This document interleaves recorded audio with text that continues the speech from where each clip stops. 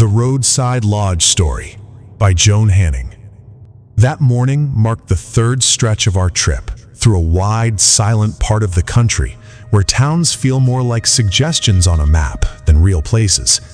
We were tired of chain hotels and thought a small roadside lodge would give us a story to laugh about later. The listing promised clean rooms, hot showers, old-fashioned quiet, and none of the reviews raised any obvious red flags.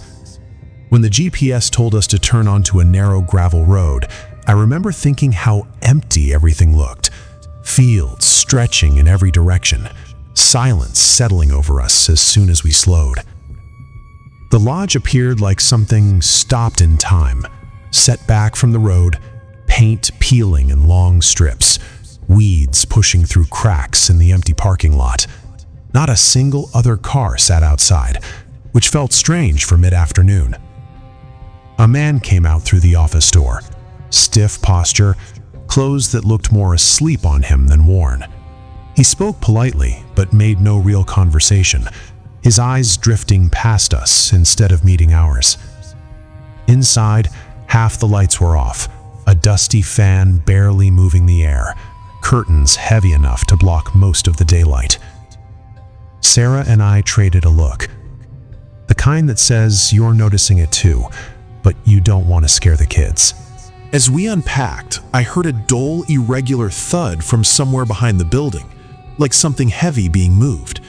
Sarah tried a side exit near the vending machines and found it locked from the outside, which made no sense in a place meant for guests.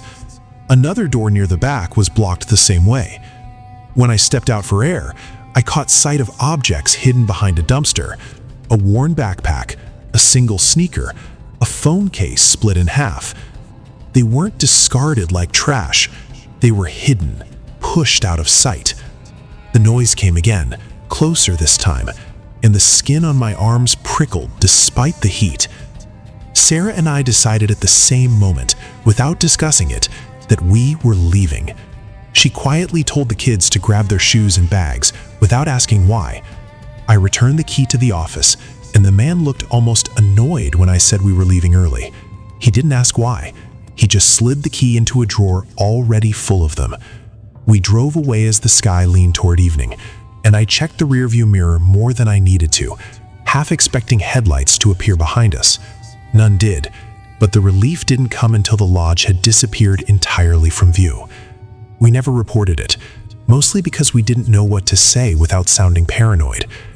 The exits weren't broken or stuck. They'd been deliberately locked from the outside. For the rest of that drive, none of us spoke much, not even the kids, and that told me more than any question could. I kept returning to the locked exits, not stuck, not broken, but deliberately secured. That detail suggested planning, not neglect.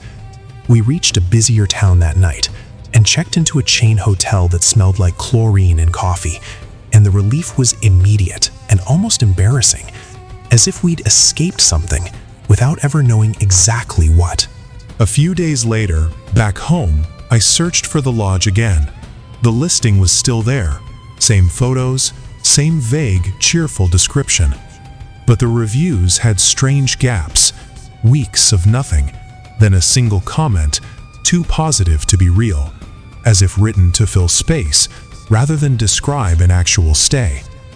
I wrote a careful review, limiting myself only to what we'd experienced: the absence of guests, the locked exits, the belongings behind the building. Soon after, the listing disappeared completely. No explanation, no archived page. The location still showed on satellite maps, but no lodging information appeared anywhere anymore. That was the closest thing to an answer we ever got, and it didn't feel comforting. If anything, it confirmed that whatever was happening there did not survive attention. I don't tell this story to scare people away from small towns or travel. I share it because sometimes the safest decision doesn't come with proof, only a very strong internal warning. We trusted that warning and left while the sun was still up. Whatever happened at that lodge, before or after we arrived, remains unknown to us. And honestly, not knowing feels like the best possible ending. They left the lodge before nightfall, based only on a strange noise, locked exits, and hidden belongings behind a dumpster. No actual proof anything was wrong. Would you have left immediately like they did, or stayed to get a better look at what was really going on? Not a movie. This is a true horror story told by someone who actually lived through it. This story is shared for storytelling and entertainment purposes. Experiences and interpretations may vary, and the details are presented as part of a narrated horror story. If you like the story so far, then definitely comment and let me know. If you don't like it, then comment too. Thank you.